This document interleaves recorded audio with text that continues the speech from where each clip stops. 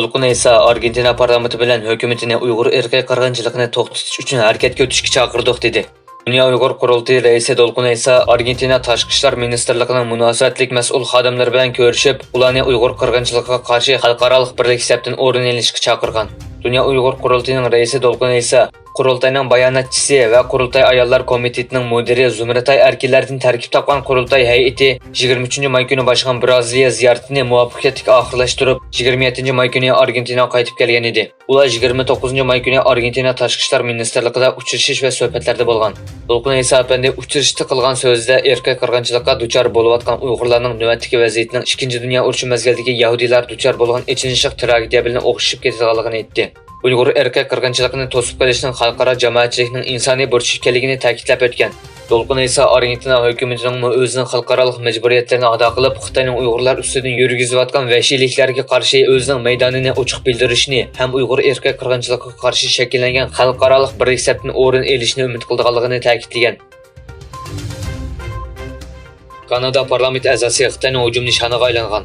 Kanada parlamentidagi Yangi Demokratlar partiyasining parlament a'zosi Jenny Kwanning dushanba kuni aytishicha, Kanada josuslik organi uni Hong Kong va Uyg'urlarning kishilik huquq masalasidagi pozitsiyasi sababli uzundan buyon Xitoy hukumatining hukm nishonida bo'lib kelganligini aytgan.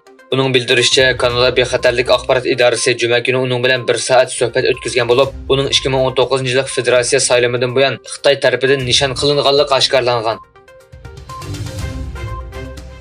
Xitoy soqchi masjid vaqasiga chetishliq kishilar o'zini ma'lum qilsa kamchilikka erishidi. Yunnanning Tongxay nohiyasidagi 600 yillik tarixga ega Najayang masjid chaqilishiga qarshi yuz bergan tunganlarning noroziligi soqchilar bilan bo'lgan to'qinishga aylangan. Voqeaning qurolliq soqchilar orqali bostirilganligi va 30 dan ortiq odamning tutqun qilinganligi ko'plagan taratqularda jiddiy inkas qo'zg'agan edi.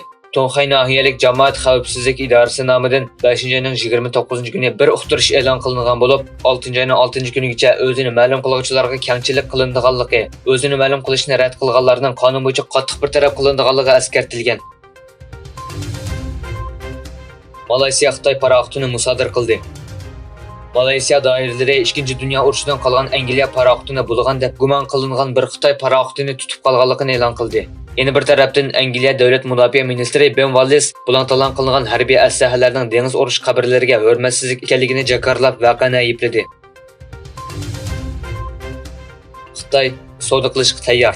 Xitoy tashqi ishlar ministri Qin Gang Beijingda amerikalik milliarder Elon Musk bilan ko'rishganda Xitoyning echivitish siyosatida davomli ching turganligini, dunyoning har qaysi joylaridagi shirkatlarning mablag' selishiga ochiq ekanligini aytgan.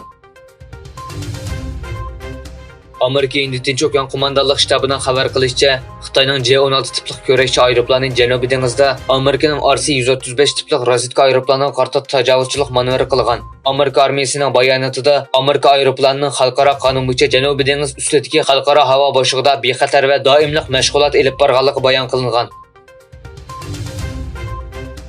Shimoliy Koreyaning sun'iy amra qo'yib berishi mag'lub bo'ldi.